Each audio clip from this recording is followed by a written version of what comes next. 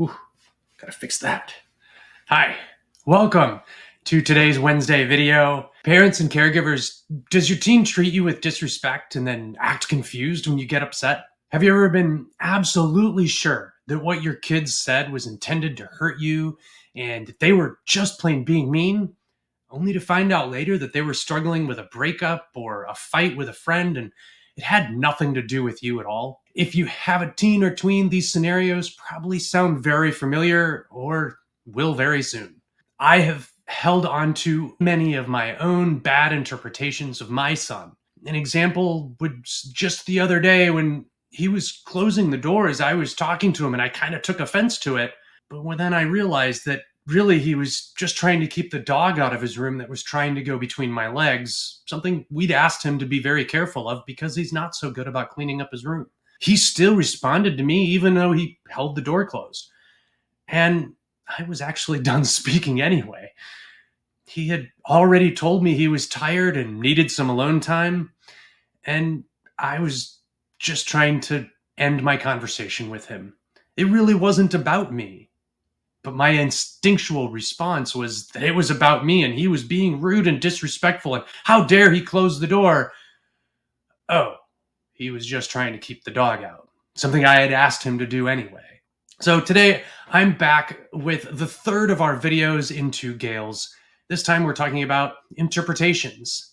This is the third of the 4 blocks that we call interpretations, blocks to success as parents that make up what we call GAILs.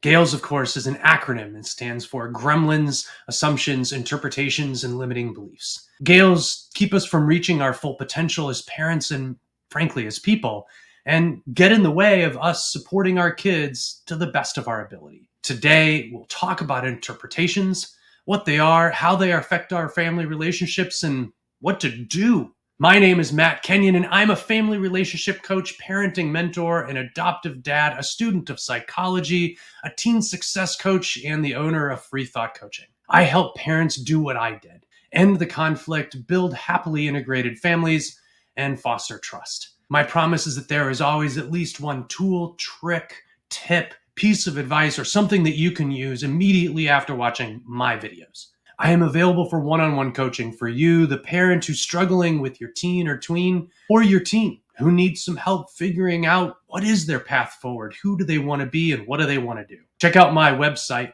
freethoughtcoaching.com, to connect with me and join the community of parents just like yourself. On the website, you can sign up for the email community and get a free gift, or join the Facebook community by clicking on the button up at the top. All right, so let's get into this. Let's start by introducing the GAILs in case people have missed the other videos.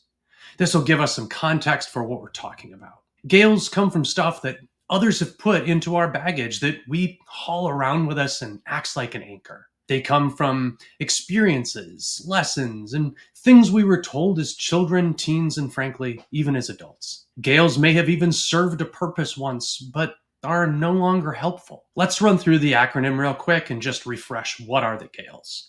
So GAILs stands for Gremlins, Assumptions, Interpretations, and Limiting Beliefs. Gremlins are a disempowering voice in your head that tells you about your inadequacy or the things that you always do wrong. My gremlin, who I named Miles, tells me about how I have let my son down and I'm not protecting him enough or doing enough. And then I need to be more intrusive in order to protect him, of course. Assumptions, the A. When we believe that just because something was true once or happened before, that it will be the same again and again and again and again. An example would be to assume that your kid is always out getting into trouble whenever he isn't home just because he got brought home by the police once. That's just an assumption. Your kid goes out and does many things without getting brought home by the police, right? Interpretations. This happens when we fall into the trap of believing that our interpretations of an event or something someone said is the only way of looking at it. It's when we forget that other people have their own experiences and perceptions, and ours is not the only interpretation and probably not the only right interpretation. Thinking your kid hates you because they said, "You're always so mean," during an argument is an example of an interpretation. Limiting beliefs, the L in GAILs. These are beliefs we hold true about the world that may or may not be true, but that hold us back from achieving our goals because we treat them as though they are true. For example, believing you're too old to change careers is a great example of a limiting belief. So, what are interpretations? Well, the interpretation block is when we get stuck on our own interpretation of some activating event. For example, when we get cut off in traffic and assume that the person is just a jerk.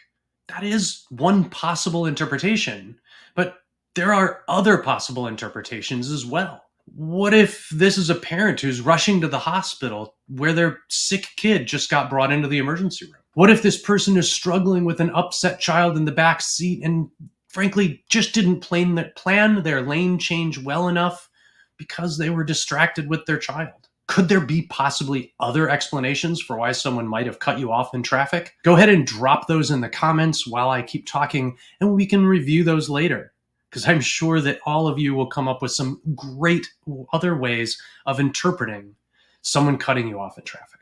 As parents, we may interpret something about what our teen not coming to dinner as a whole commentary on our cooking, when really they just weren't hungry because they were fighting with their girlfriend or boyfriend over Instagram. We had no idea, but we interpreted it in a catastrophic way for us, that they don't like our cooking. This is normal, and it actually happens to most parents probably on a regular basis, more than most of them would like to admit.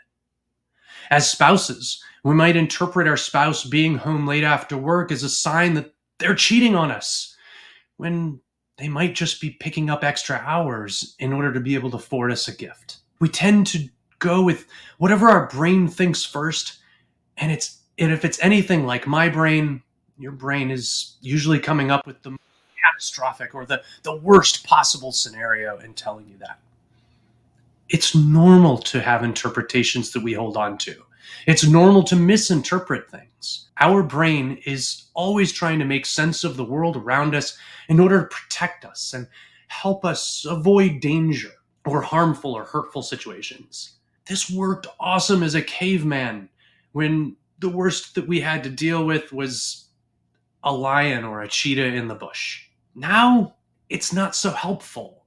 In fact, it can actually be hurtful. It's frequently overcautious and sees danger everywhere. And it means that most wrong interpretations are based in fear and or anxiety. You've probably heard me talk about energy leadership and the 7 different levels of how we can show up and bring energy to a situation. And most interpretations are based on level 1, apathy and victim blaming, and level 2, anxiety and anger. And these are catabolic stress situations where we release what's called catabolic stress hormones into our body that are actually destructive to us. And this is one of the ways that these interpretations can negatively affect us inside our own body. Let's look now at how they affect our family relationships. Some of the examples of interpretations and how they might affect our family can be a parent asking a teen, "Are you going out tonight?" And the teenager, "Yes, I have plans with friends." And the parent thinks, "They never spend time with the family anymore. They must not care about us at all." In this example, the teenager's response might be misinterpreted by the parent as a sign of disinterest in the family, while the teenager simply meant that they have social plans this evening with friends. A parent might ask a teen, "Can you take the trash out?"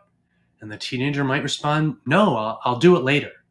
The parent starts thinking they're so lazy and always wanting to avoid their chores, when really the teenager's response is likely a misinterpretation by the parent as a sign of the teen avoiding taking the trash out, when in reality, they're working hard on a school project and didn't want to lose their inspiration or momentum in that moment. A tween may appear upset and quiet at the dinner table, and the parent thinks to themselves, "They must be angry at me for something that I did." And they spend all dinner in their head trying to work out what it was that they did. And so then they eventually look at their child and say, "What did I do to make you so angry?" Now the teen is hurt and confused and not really sure what's going on, because the parent interpreted the tween's mood as related to them, when in reality, the tween might just be upset about an unrelated issue at school or a project they're working on that's really difficult. It can also apply to interactions between us and our spouse. I mean, spouse A might say, I don't know, sigh heavily after dinner. And the spouse B thinking, oh, they hated dinner, oh, like usual. And so then they might say out loud, why are you so critical to my cooking? The misinterpretation by spouse B is probably going to evolve very quickly into an argument, or at the very least, hurt feelings on both sides. When really, spouse A just was tired after a long day of work and was trying to decide what tasks that they needed to do at home they were going to take on, and just felt overwhelmed and sighed. Maybe your teen is caught sneaking out of the house with a friend to go smoke some pot, and the parent feels now ineffectual as a parent. The misinterpretation by the parent is that they could control whatever their teen does, and when the teen goes out and does things that are bad behavior, it's about them not being effective. When really, the teen is being a normal teen and needs support and natural consequences to learn. This actually has nothing to do with the parent being ineffective. In fact, the parent is only ineffective if they give up and walk away, instead of trying to understand, connect, and bring those natural consequences and learning opportunities to their teen.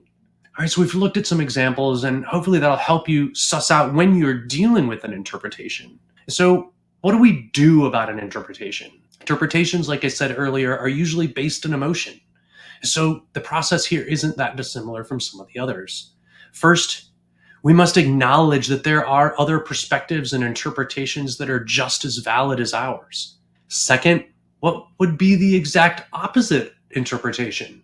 Let's take some time to think about that and maybe develop what would be the absolute opposite interpretation of this situation from what I have in my head right now. Step 3, brainstorm 5 other possible interpretations. Don't judge them as could be or maybe not, or probably not, but just what are 5 other interpretations that you can come up with? And then recognize that you may be looking at the wrong one of the many possible ways of interpreting that situation. And then accept that you could be wrong. And then investigate. Put on your reporter hat. Ask questions. Objectively review the situation. Get an outside perspective from a friend or a spouse, or just simply give someone a benefit of the doubt. Basically, challenge any interpretation that leads you to negative emotions so that you can find another way of looking at it, or just walk away from your catastrophic interpretation. In conclusion, misinterpretations are not uncommon in families. And it's crucial for family members to communicate openly and clarify misunderstandings to maintain a healthy relationship within the family. To ask those questions of themselves, what is another way that I could be interpreting this? Am I interpreting this correctly? Am I just being emotional? And then asking questions and trying to understand. Thanks for joining today. I hope this deep dive into interpretations has been helpful. If you need more help, I'm available for one-on-one coaching. Check out my website, freethoughtcoaching.com, to connect with me and join the community of parents like yourselves. Go to the Work With Me page and fill out the form there if you'd like to get started on your journey dealing with your gremlins, or just improving your parenting and your child's journey. Reach out with any questions you may have about this or any of my other content, either through my website, through the Facebook, or through email, matt@freethoughtcoaching.com. I'm always available and wanting to help. Have a great day. Be the parent that your kids need today. And as always, happy parenting. Thank you for watching, everybody. I really appreciate the love and support. And please leave a comment down below with what in this video resonated with you, or something that you're going to take away and use in your parenting. And don't forget, if you haven't already, like and subscribe and hit that bell icon so you can get notified when I put out new videos. It really helps get these videos out to other parents like yourselves who really need them. To join my connected parenting community on Facebook, where I have tons of other resources and a group of parents like yourselves who are struggling with the same issues you are, click the link down in the description. Have a great day. Try to be the parent today that your kid needs, and happy parenting.